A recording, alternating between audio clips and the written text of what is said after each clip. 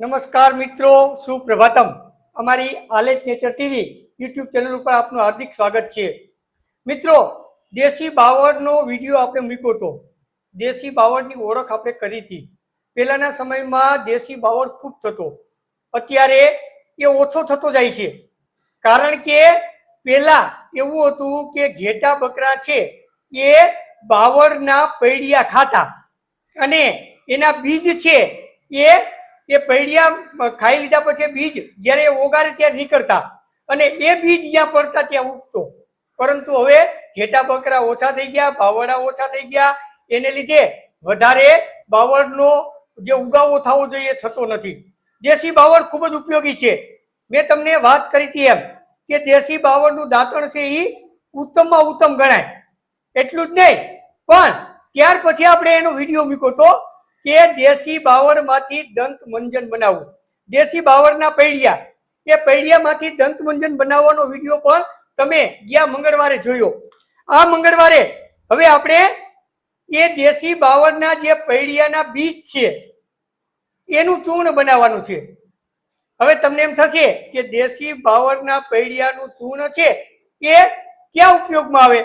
તો કે ભાઈ દેશી બાવળના પૈડિયાનું ચૂર્ણ છે એ કેલ્શિયમનું ઘર છે. એ કેલ્શિયમનું ઘર છે. દેશી બાવળના પૈડિયા એનું ચૂર્ણ તમને બજારમાં મળે અને ઘણી જગ્યાએ એની જાહેરાતો આવે કે ભાઈ દેશી બાવળના પૈડિયાનું ચૂર્ણ અમારે ત્યાંથી મળશે. પણ એ લોકો શું કરે છે? તો કે એ લોકો આ દેશી બાવળના જે પૈડિયા છે એને દળી નાખે અથવા મિક્સરમાં દળી અને એનું ચૂર્ણ બનાવી નાખે.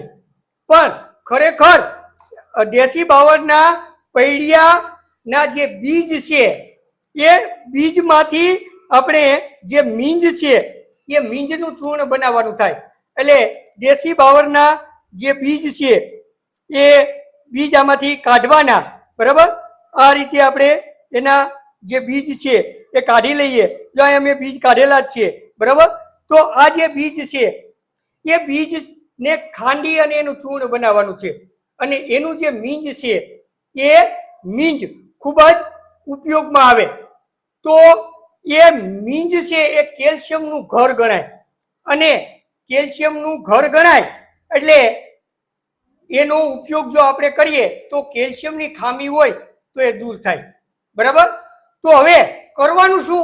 તો કે મેં તમને કીધું એમ કે બાવળના પૈડિયા છે એમાંથી બીજ કાઢી લેવાના. બરાબર? એ બીજ કાઢી અને એ બીજને આપણે ખાંડણીની અંદર ખાંડવાના છે. બરાબર? શું કરવાનું છે? બીજને ખાંડવાના છે. બરાબર? અને આ બીજ ખાંડવા પણ સહેલા નથી હો.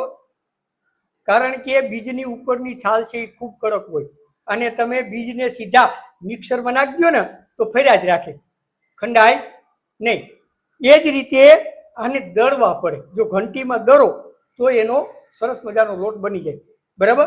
અથવા શું કરવાનું? તો કે જે બીજ છે ને એને બાફી નાખવાના.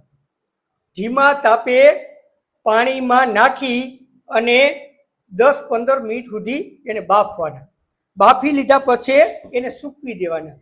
અને સૂકવી દો ત્યાર પછી જો તમારે એમાં સ્વાદ લાવવો હોય તો લોઢીની અંદર થોડાક શેકી નાખવાના. બરાબર? અને શેકી અને પછી એનું ચૂર્ણ બનાવવાનું.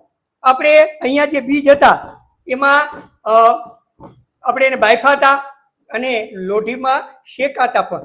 બરાબર? એટલે એનો સ્વાદ છે એ અસલ કોફી જેવો આવે. સમજાણું? અને એ દૂધમાં નાખીને તમે પીઓ એટલે તમને એમ લાગે કે આપણે કોફી પીએ છીએ. તો આપણે એને ખાંડ્યું. બરાબર? ખાંડ્યા પછી મેં તમને કીધું એમ કે એને જારાથી છારી નાખવાનું. એટલે હાવ લોટ જેવો ભૂકો થઈ જવો જોઈએ. જો આપણું જે ચૂર્ણ છે એને આપણે ખાંડ્યું. બરાબર?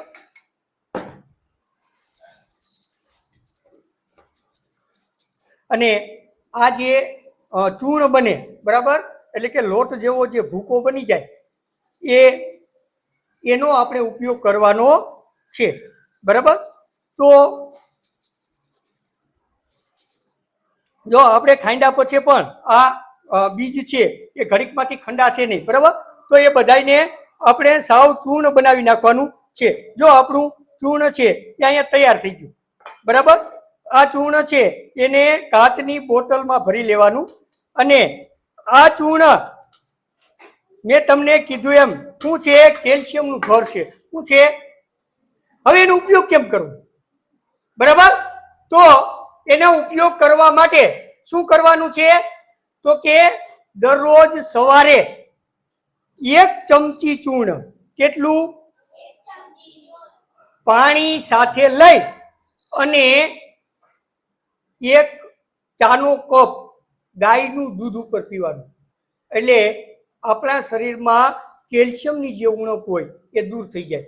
આ ચૂર્ણ ઓછામાં ઓછું 15 દિવસથી 2 મહિના સુધી તમે લ્યો ત્યારે તમારે જે કેલ્શિયમની ઉણપ હોય તો એ દૂર થઈ જાય. તો એના માટે પેલું શું કરવાનું છે? તો કે 1 ચમચી ચૂર્ણ લઈ પાણી સાથે લઈ અને ઉપર 1 કપ ગાયનું દૂધ પીવાનું. એટલે ગાયનું ન મળે તો બકરીનું ચાલે, સમજાણું? ભેંસનું એ ચાલે. અને ત્યાર પછી એ તમારે ન કરવું હોય તો મેં તમને કીધું એમ કે બીજને શેકી અને જો ચૂર્ણ બનાવો અને એની આપણે જે કોફી બનાવીએ ને એમ 1 કપ દૂધની અંદર 1 ચમચી ચૂર્ણ નાખી અને સાકર ચૂર્ણ નાખી અને કોફી બનાવવાની અને એ કોફીનું સેવન કરો તો પણ કેલ્શિયમની ઉણપ દૂર થઈ જાય. હવે કેલ્શિયમની ઉણપ હોય તો શું થાય? પહેલી વસ્તુ તો એ, કારણ કે આ ચૂર્ણ છે એ કેલ્શિયમની ઉણપ દૂર કરે. તો કેલ્શિયમની ઉણપ જો હોય તો શું થાય? તો કે પગના ઘૂંટણ દુખે. ઘણાને પગના ઘૂંટણ દુખતા હોય, ખબર છે? અને એના પગના જેને ઘૂંટણ દુખતા હોય એને માટે આ બેસ્ટ છે. ત્યાર પછી ઘણાને કેળ દુખતી હોય તો એને પણ કેલ્શિયમની ખામી હોય તો એ કેલ્શિયમની ખામી હોય ત્યારે કેળ દુખે તો એને માટે પણ 1 ચમચી ચૂર્ણ લઈ અને ગાયના દૂધ સાથે અથવા તો એની કોફી કરીને પી શકાય. અને કોફી બનાવીને પીવું તો પણ સ્વાદ ખૂબ જ મસ્ત આવે. એટલે આ રીતે આપણે એનું કોફી ચૂર્ણ બનાવીને પી શકીએ. તો આ બાવળના પૈડિયાના બીજનું ચૂર્ણ છે એ કેલ્શિયમનું ઘર છે અને જેને કેલ્શિયમની ઉણપ હોય એ લોકોએ ખરેખર આનો ઉપયોગ કરવો જોઈએ.